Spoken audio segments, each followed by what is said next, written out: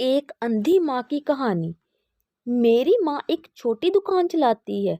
उससे जो भी कमाई होती है उससे हमारा गुजारा चलता है।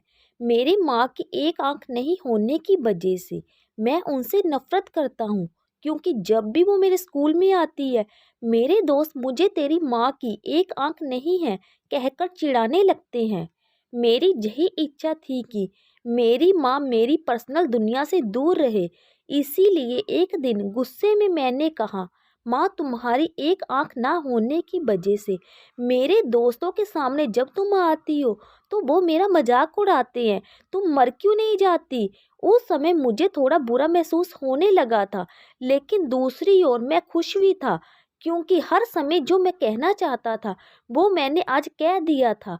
लेकिन ये सब सुनने के बाद मेरी माँ ने मुझे कुछ नहीं कहा, और मुझे भी नहीं लगता कि मैंने उनसे कुछ इतना बुरा और दुख देने वाली बात कही हो। मैं इस गांव से और मेरी माँ से कहीं दूर जाना चाहता था। तभी से मैंने बहुत पढ़ाई की। मैंने अपनी माँ को भी छोड़ दिया और पढ़ने के लिए दूसरे शहर आया।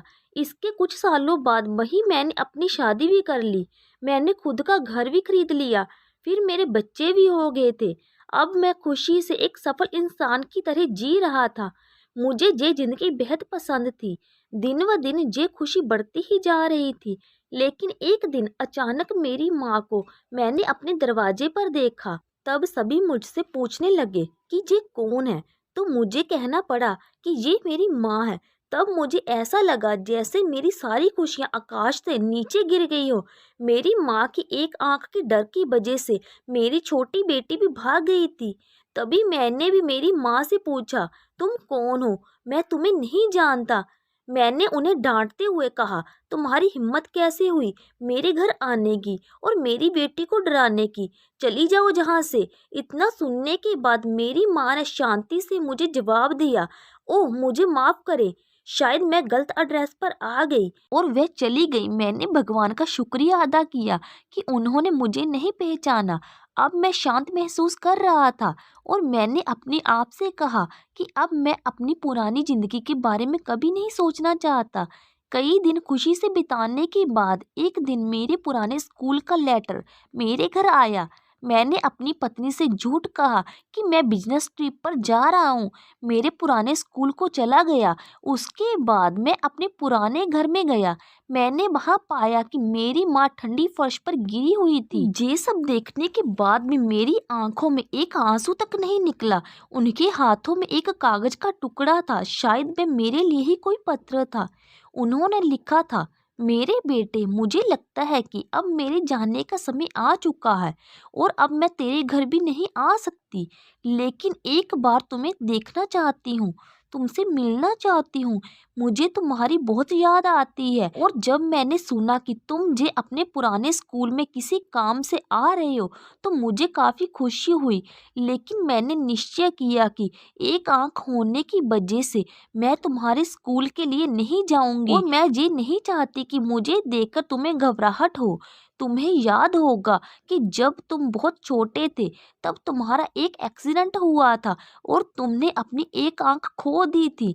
एक माँ होने की वजह से मैं तुम्हें एक आंख से बड़ा होता नहीं देख सकती थी, तो मैंने तुम्हें अपनी एक आंख दे दी, और आज मुझे गर्व है कि मेरा बेटा इस पूरी दुनिया को देख सकता है। तुमने जो कुछ भी किया उससे मैं कभी दुखी नहीं हुई।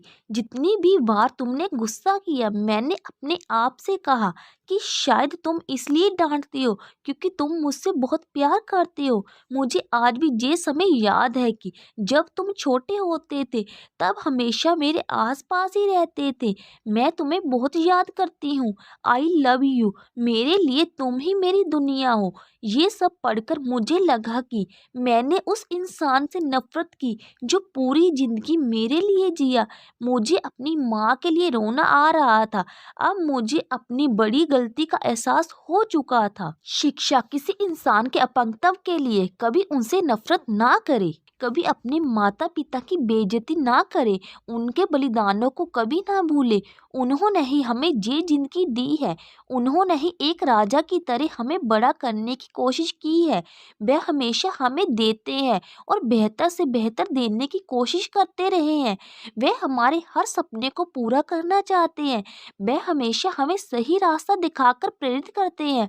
बच्चों के लिए माता पिता अपनी खुशियों का बलिदान कर देते हैं और बच्चों की सभी गलतियों को माफ़ कर देते हैं। हमें हमेशा उनका सम्मान करना चाहिए। दोस्तों प्लीज़ ऐसे इमोशनल मोटिवेशन वीडियोस के लिए हमारे चैनल को लाइक शेयर और सब्सक्राइब जरूर करें। धन्यवाद।